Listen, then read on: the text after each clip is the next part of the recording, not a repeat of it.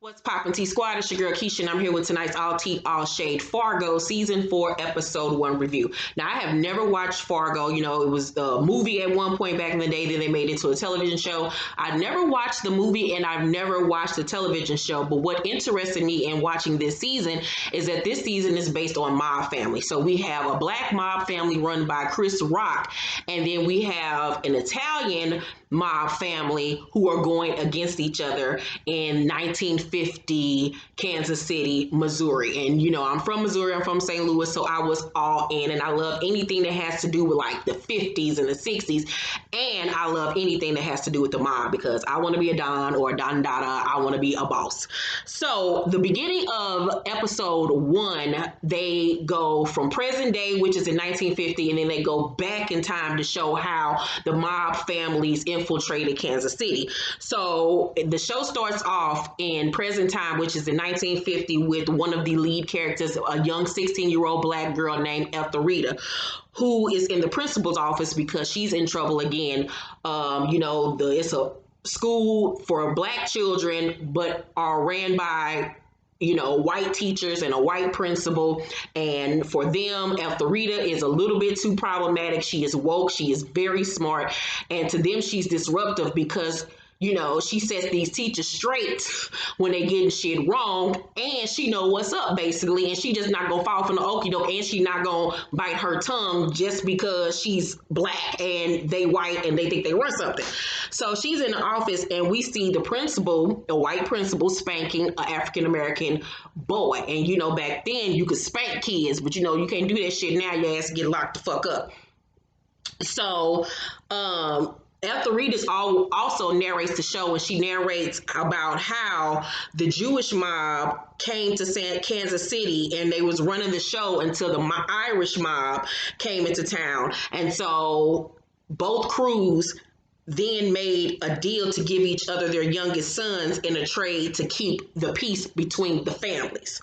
So the thinking was, by raising your enemy's offspring, an understanding could be reached. Because if I got your son, if you got my son, if you love your kid, you ain't gonna want shit to happen to him. So you gonna, buying your P's and Q's, and I'm gonna mind my P's and Q's. So then we go back into present day, where Eltharita is back in the principal office once again. This time she got a black eye because she been in class fighting and shit. And mind you, every time she goes to the principal office, she gets paddled. So her ass is on fire. She can barely walk. She limped back to class. It is a problem. I wish a motherfucker would touch my kid. Never, ever in a million years. So then we go back in a flashback to the son who is staying with the Jewish family, the Irish man's son who's staying with the Jewish family. We see him at the bar that the Jewish family frequents. Everybody's there, they kicking it, they having a good time, and he goes into the back and unlocks the door for his father and their men to come in and kill all of the Jewish mobsters, which was a genius ass idea. So as the Irish mobsters are slaughtering the Jewish mobsters, the father congratulates his son on, going through with the plan, getting everything, going. And then he brings in the Jewish man's son and says to his son, like, I know you've heard this, the story of Goldilocks, like, this little boy been sleeping in your bed, this little boy been eating your porch, like, you need to eradicate this shit. So he then makes his son kill the Jewish boy. So now he's already got dirt on his son's hands already. And I'm like, God damn, like, this shit is crazy. Like, how you gonna make your little bitty son kill another kid? Like, you crazy as fuck. But in those types of situations, you gotta groom your kid to be ruthless as fuck and not to have no soul.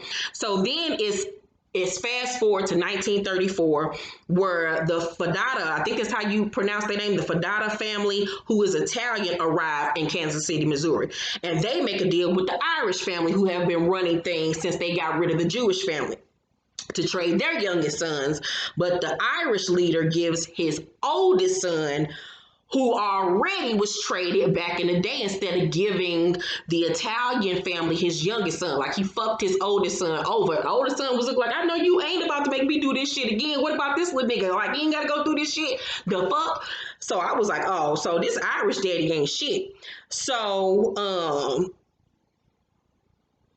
we go back to present time, and Ethelrita is in class solving a math equation, and she basically schooled her teacher like, you can check it if you want to, but bitch, it's right. And so she goes back to her seat, and the teacher like, sit down at the reading. And she tries to sit down, but her butt is so sore from getting paddled, she can't even sit, so she opts to stand. And I just stand once again for Ethelrita because she's a bad bitch. So the Irish mobsters are all at the bar once again. Now the tables have turned. They're at the bar. They're kicking it. You know, they sleeping on the Italians. So it's a knock on the door, and it's the Irishman's son. And he tells the doorman it's a double cross and he needs to talk to his daddy. While he has the doorman distracted, the Italian man's son then stabs one of the Irish mobsters, and then all hell breaks loose. The Italian mobsters storm in, and the Irish son step back and let them do what as they please, because motherfucker, you fucked me over, I'm gonna fuck you over. So he fucked his daddy over when he got older. So the Italian mob boss then makes the Irish boy kill his own father, and the daddy curses him and his family in the future before his son kills him. And I was like, God damn, well, you the one put the gun in his hand and taught him how to kill. Now the gun been turned on you. Boop, boop. So now it's in 1950. We're now in present time. And Ethelrita gets off the bus and goes home, but we've realized that her home is an actual funeral home. So she goes up to the door, and she tells us the story about how her father does the white funerals and her mother does the black funerals. And we learned that the reason is because her father is white and her mother is black. You know, back in those days, that was a faux pas. You couldn't do that. They ain't like that shit. So she goes to the door as there's a white funeral going on, and so she asked her daddy, like, do I gotta go through the back? And he looking around and shit. He was like, nah, just hurry up and go through the kitchen or whatever. Because, white people don't want to see black folks or whatever. So Ethelrita is walking through the house when a woman excuses herself for blowing her nose. And Ethel was like, it's a funeral, you got the right to, cry or whatever, feel the way you want to feel. So the woman says, these are wise words for a person of your complexion, but your people are often connected to your spiritual side. And I'm like, hold up, what the fuck you say, bitch? Who you talking to? I know the fuck you didn't. Oh, no, ho, we're not doing this today. So Ethel say, my people, because she even looking like the fuck. So the lady then sniffs coke right in front of this child. I'm like, oh, this bitch is crazy. So the woman says, the Negro, like, yeah, bitch, I said what I said. So Ethel dad then comes in and introduces her as his daughter to who we learn is Miss Mayflower, who's a nurse. So Miss Mayflower said this child is the product of Miss Nigga Nation, Miss Massigan, I don't know how to pronounce that shit, but she said some big ass word, goddammit. So she then grabs Ethel's arm and gets to looking all at her arms and shit and says that her mind must be very dark because as she's noticed on her studies of the human animal, basically calling black folks animals, it's for the rigor, for the more extreme color to prevail. Basically saying, the person with the richer skin complexion their children will end up having their skin color, which is not necessarily true, motherfucker. So I was like, oh no, this bitch ain't acting like she's some goddamn science experiment, some specimen, but white people tend to not look at black people as humans. So it goes back in time to 1948 when the Fadada family meets with Lloyd Cannon, played by Chris Rock, who is a black mobster. So he arrived for, the meeting solo dolo by himself. And I was like, oh, what's up? So dude was like, you came along? And he was like, he whistled for his people. And then all of a sudden, these black mobsters getting out the car, coming out the alleyway, coming everywhere. And the Italians looking like, oh, this what we doing? So one of the black mobsters jumps at one of the Italian mobster sons and he blows him a kiss.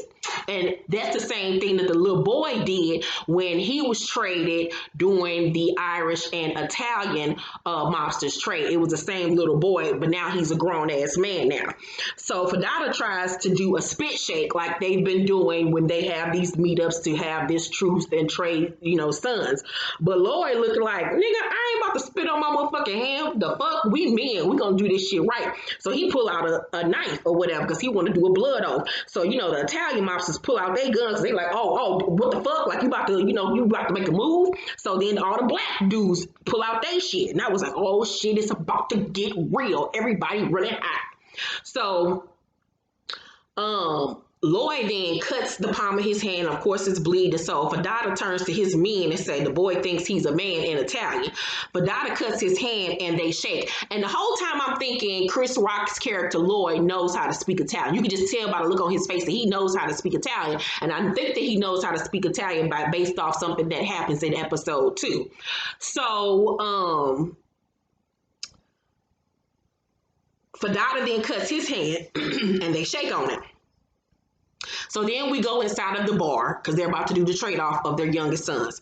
And Lloyd's right-hand man, played by Colonel Taylor from Different World, his name is Dr. Senator. That's his actual real-life name on the show that his mother named him.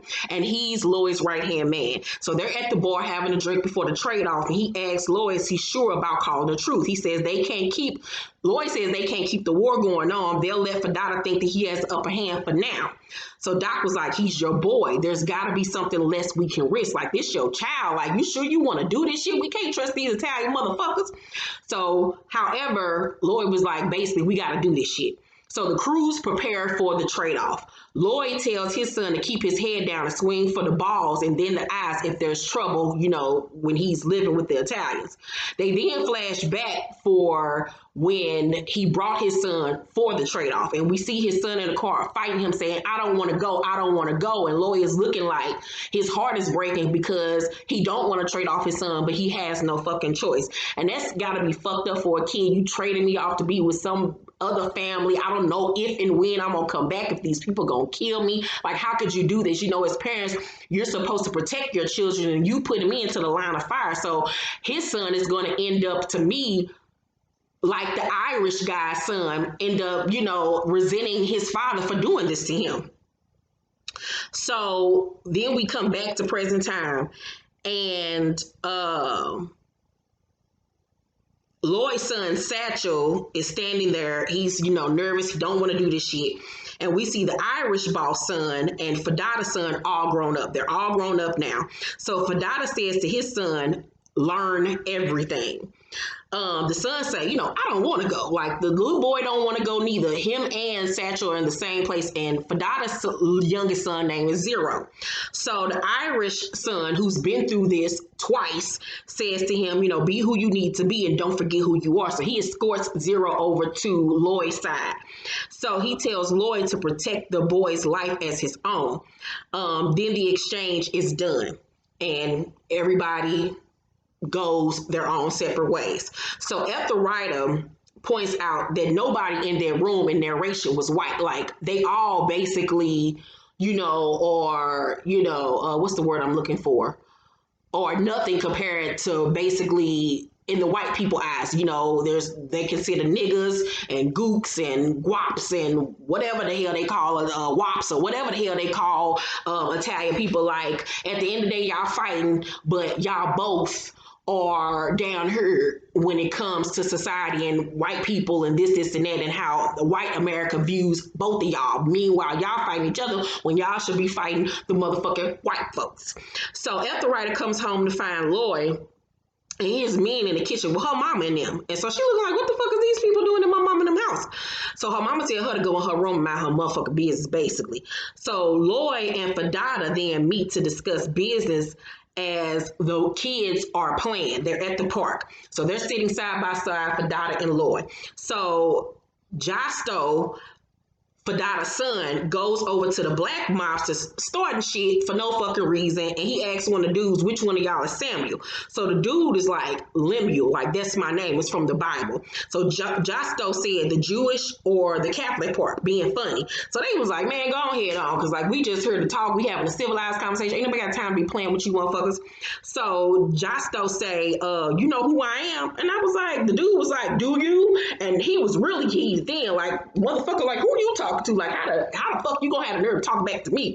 So Josto goes to pull out when an associate of his family stops him. Now, I don't know this man's name, but I'm just gonna call him Lanky because he's tall and lanky.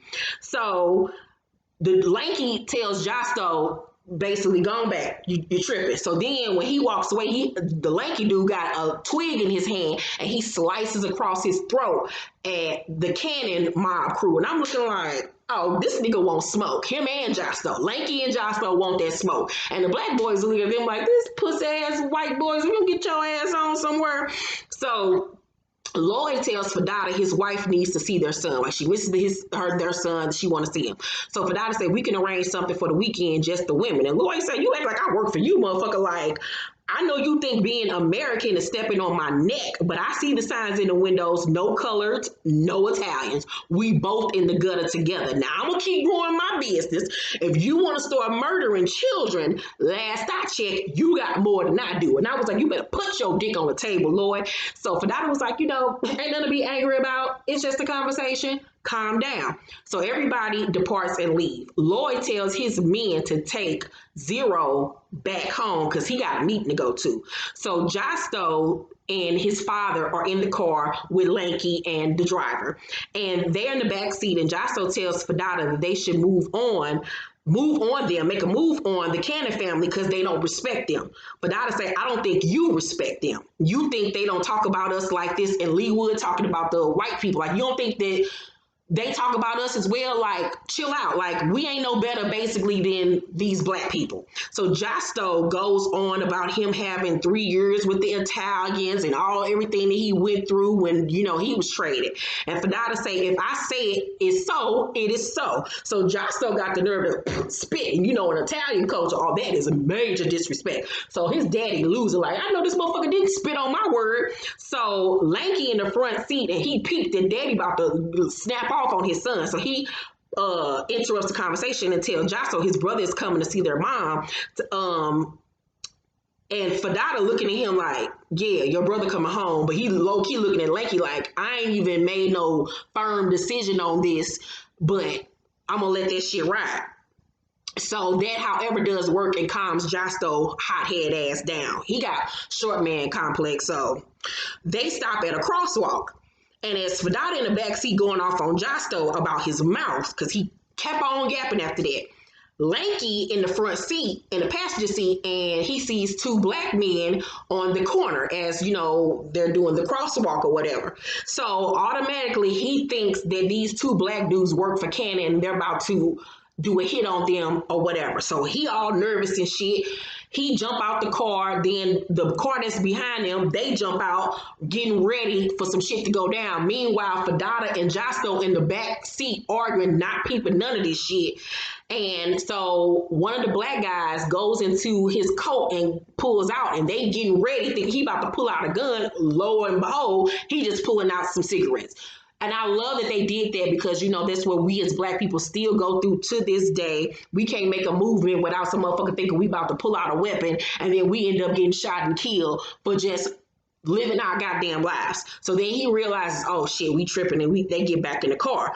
Meanwhile, when he get back in the car, Fadada ass then start looking like he having a stroke. So he, and they like, what the fuck is going on? He already a big fat man and he old as fuck. So I'm thinking this nigga about to stroke out. Lo and behold, this nigga got gas and he let out a big ass motherfucking fart. Now I do know that Fargo has quirkiness to it. So that was the quirkiness coming out in the show. So they was like, this nasty nigga hurt. Meanwhile, now we realize this nigga ain't stroking out. He ain't dying. He just gassy as fuck and fat as fuck. When lo and behold, it's some little kids outside playing with toy guns and end up shooting his ass in the neck with a pellet. So now this motherfucker got shot in the neck. He bleeding everywhere. They looking like, what the fuck? They rushed the daddy to the goddamn hospital. I'm like, this nigga almost died from gas, survived to only get shot in the neck by a toy gun. Ain't this some shit? So Lloyd and Doc head to a savings and loans bank. Then we go back to the Italians trying to get the father to the hospital. They get him to the hospital, but learn that it's a private hospital and the nurse wants them to sign in before they can, see him. They like, bitch, my daddy about to motherfucking die. This nigga's bleeding. Like, we ain't got time for that. Get the motherfucking doctors. Like, come on. So they didn't threaten her like, bitch, if you don't do what the fuck we say, we're going to kill your ass. So she goes in the back, and then next thing we know, the hospital administrator comes out with security guards and say they only help a certain kind of people. hospital and that they need to go to the public hospital down the street that deal with their kind, meaning we don't fuck with you Italian motherfuckers, you gooks, whatever the fuck, you spooks, whatever they fuck they call their asses, y'all gotta skedaddle. So they looking like, I know this motherfucker didn't. I was like, oh yes they did. Why you thinking your shit don't stink? So the dude, the hospital administrator, whose name is Dr. Harvard, was like, I already called the police too. So they hear the siren, so they looking like, all right, we gotta go. So they didn't take their daddy, but Josto tells Dr. Harvard, we gonna dance, motherfucker, because you got me fucked up. You gonna not, give my father aid in his time of need. He on his, dying, and okay, like, all right, I'm gonna see your ass. So then we go back to the bank, and Doc and Lloyd are in the office with, I guess, the guy that runs the bank. And Doc tells the banker that he has a PhD in economics. Like, Doc is that dude. Like, he's smart. He went to Howard University. I think that's where he said that he went to. Like, he is smart. So Lloyd is there because he has a bank of his own, but he's come up with the idea of a credit card. Like, I love the fact that they had a black man being the one that came up with the idea of a credit card. Now, I don't know if this is true or not. I'm going to do some research to find out. So he's already been using the credit card system, with black people in his neighborhood, but now he wants the shit to go, worldwide. And so he pitches the idea to the white banker so they can go national. The banker, however, says no. He says because people don't want to spend money they don't have. Lies you motherfucking tell. So of course, they're disappointed and they're pissed the fuck off, because if it was a white person, they would have probably 9 times out of 10 taken the deal. So Fadada is laid up in the hospital, and Josto is told that they got the pellet out of his father's neck, but that his father has lost a lot of blood. It's touch and go. They don't know if this nigga gonna survive. So Josto orders 2 men to watch his father's room at all times, and then he gonna tell his mama about what happened, and then mom and them can come up there and see him the next day. So he asks a nurse, who is Miss Mayflower, crazy ass, does she have anything that, will pick me up, and so she was looking like, that's against hospital policies. We can't do that. No. And he was like, sure. So that enticed that cokehead bitch. So they didn't go in the room and they got high real quick.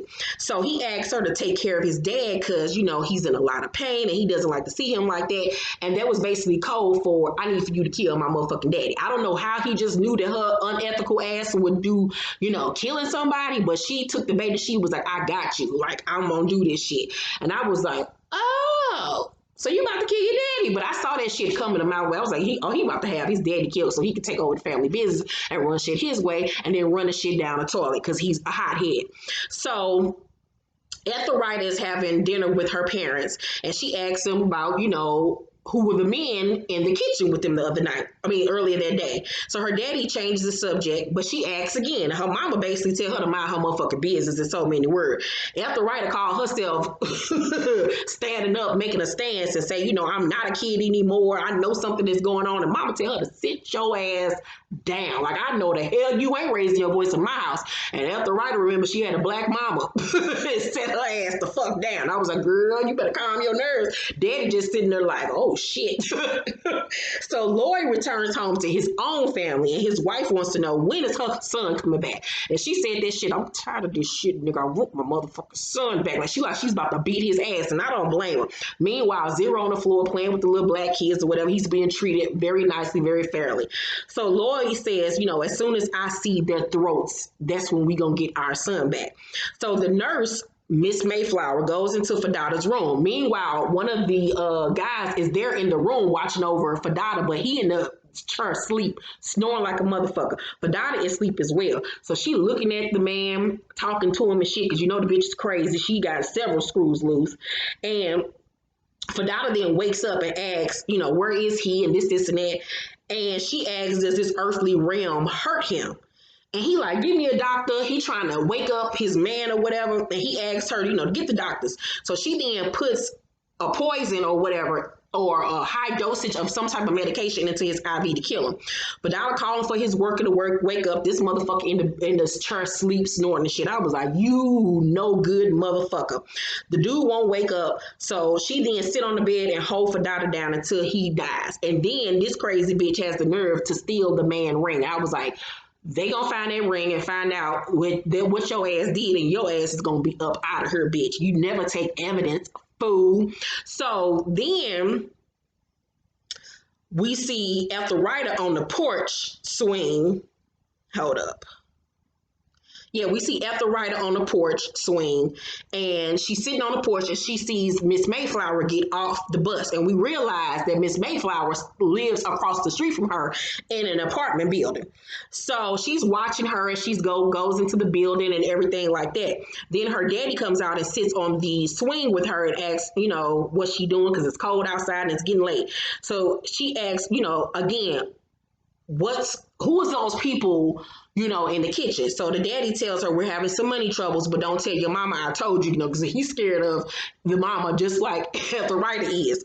So the daddy was like, let's go inside. I'll read you a story or whatever. She's like, Daddy, I'm 16. He was like, you want me to read you the Wizard of Oz? She was like, yeah. So they go inside. Meanwhile, they pan the camera over across the street, and Miss Mayflower ass standing in the window, staring across the street at them, talking to herself. And I was like, oh, this bitch is crazy. And I realized then that she was fixated on Ethelrida ass, because she is just enamored that this girl is not only, beautiful, but smart as hell. And she don't like that shit. And she peeped that she was watching her. So they've been watching each other. And then the episode went off. And I was like, okay, I like what I'm seeing here. I really liked episode 1. They aired episode 1 and episode 2 last night. So get ready for my episode 2 review, which will be up right behind this one. I must say I give Fargo season 4 episode 1 an A. I really, truly enjoyed it. I can't wait to see how things flesh out. It's going to be 11 episodes, and I'm excited. Chris Rock is doing a good job playing the mobster. I'm loving Doc's character.